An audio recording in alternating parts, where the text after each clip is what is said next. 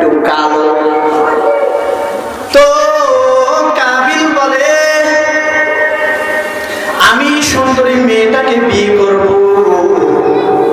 হাবিল বলে আমি সুন্দরী টুন্দরী চাই না, আল্লাহ তাআলার পক্ষ থেকে যেটা ফয়সালা হবে, আমার বাবা আদমের পক্ষ থেকে যেটা ফয়সালা হবে, আমি এইটাই মানতে রাজি। আদম আলাইহিস সালাতু ওয়াস সালাম বললেন ও কাবিল ও হাবিল, আমার নিয়ম অনুযায়ী রুল অনুযায়ী হচ্ছে কাবিলের সাথে হবে হাবিলের সাথে যেই বোনটা দুনিয়াতে এসেছে এর সাথে বিয়া, আর হাবিল কাবিলের সাথে যেই বোনটা আকলিমা এসেছে তার সাথে বিয়া। এবার কাবিল কয় না না আমি মানতে রাজি না। কাবিল কয় আমি মানতে রাজি না। কেন না? কয় ও কালো, আমি সুন্দরটারে চাই। লোভ লোভ, কথা বলেন ঠিক কিনা? সুন্দরের উপরে মানুষের কত লোভ, সুন্দর জিনিসের প্রতি মানুষের একটু লোভ থাকে, কথা বলেন ঠিক কিনা? তো এবার কাবিল্লা কয় হবে না হবে না। আদম আলাইহিস সালাতু ওয়াস সালাম এবার একটা ফয়সালা করে দিলেন। ওই যুগের মধ্যে কুরবানির সিস্টেম ছিল যে কুরবানি দিলে একটা জায়গায় মাঠে রেখে আসতে হয়েছিল, আর ওই যে পশুটা রেখে আসবে, যে কুরবানির জিনিসটা রেখে আসবে, ওটা যদি আল্লাহর পক্ষ থেকে যদি পুড়ে ফেলায়, চারটা পুড়ে পড়বে, তার কুরবানি আল্লাহর দরবারে কবুল হবে। তো আদম আলাইহিস সালাতু ওয়াস সালাম বলেন তাহলে এবার একটা পরীক্ষা হোক। কি হোক? এবার একটা পরীক্ষা হোক।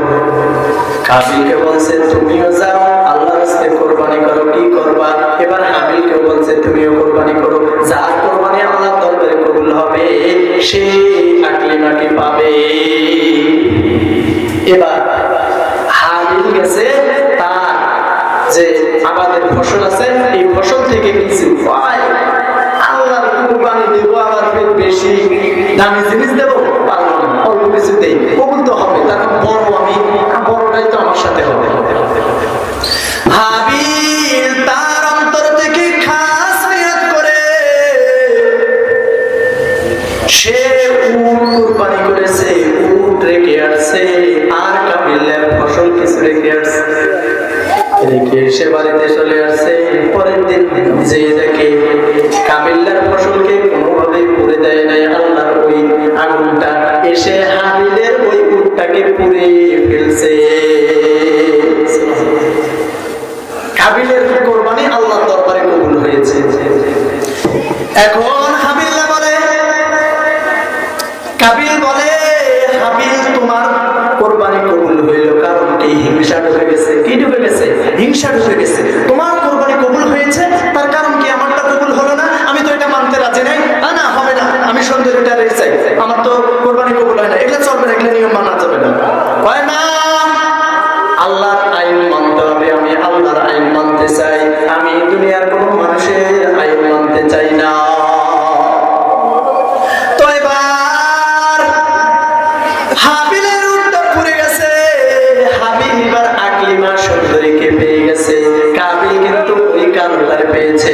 এবার কাবিলের মনটা খারাপ, কাবিল বলে আমি কোনোভাবেই মানতে রাজি না।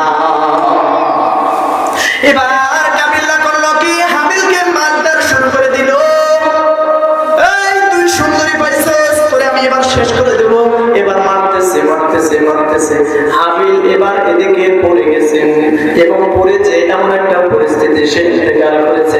এবার কাবিল্লা কয় আমার ভাই দেখি মরেও না চলেও না, তার কারণ ওই সময় তো মানুষ কেমনে মারা যায় এটা তো কেউ জানতো না।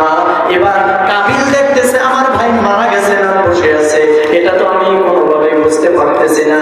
এবার আল্লাহ রাব্বুল আলামিন এটা বোঝানোর জন্য একটা কাক দিয়েছে যে এই মানুষটা যে মারা গেছে এবার কিভাবে কবরস্থ করতে হবে। এবার উপর থেকে একটা কাক এসেছে, একটু মাটি খুঁড়ে কিভাবে পুঁততে হয় এটা দেখে দিয়েছে। এবার কাবিল্লা করেছে কি? হাবিলকে এতদিন ঘাড়ে করে নিয়ে বেড়াইছে, তারপরে কবরস্থ করেছে। এইদিকে আদম আলাইহিস সালাতু ওয়াস সালাম মক্কায় গিয়েছেন, মক্কায় যাওয়ার পর